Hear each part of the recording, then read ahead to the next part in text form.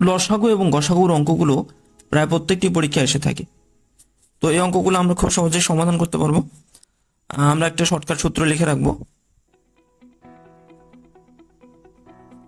সেটা হচ্ছে সংখ্যা দুটির গুণফল। সংখ্যা দুইটির গুণফল সমান লসাগু গুণ গসাগু।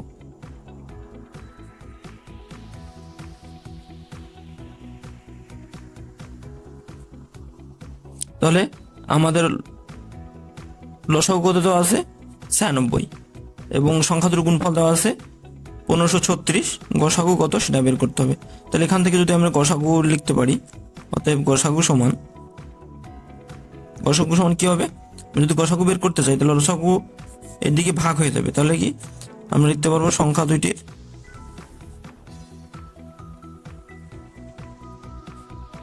গুণফল ভাগ লসাগু।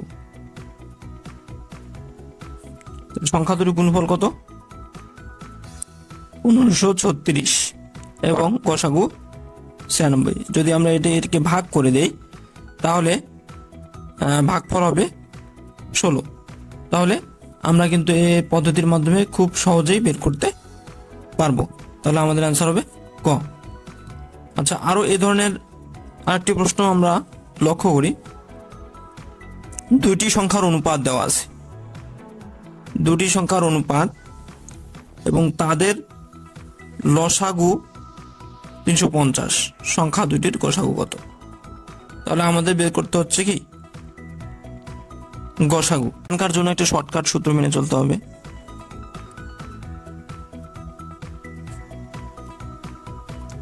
সেটা হচ্ছে অনুপাতের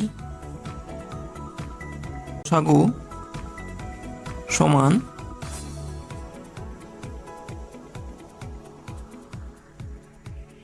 লসাগু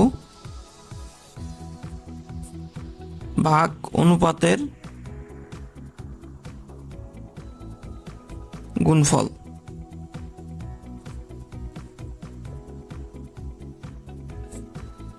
তাহলে আমরা লিখতে পারি লসাগু কত দেওয়া আছে 350, অনুপাতের গুণফল অর্থাৎ দুইটা অনুপাত গুণ করে দেবো 5 গুণ 7, তাহলে কত হবে 350 ভাগ 35। তাহলে 350 35 ভাগ করলে 10। তাহলে আমাদের অ্যান্সার হবে 10, অর্থাৎ সংখ্যা দুটির গসাগু হবে 10। একটি কলম 270 টাকায় বিক্রয় করলে 10% ক্ষতি হয়, কলমটির ক্রয় মূল্য কত? তো এই প্রশ্নটি সলভ করার জন্য আমরা ধরে নেব ক্রয় মূল্য 100%।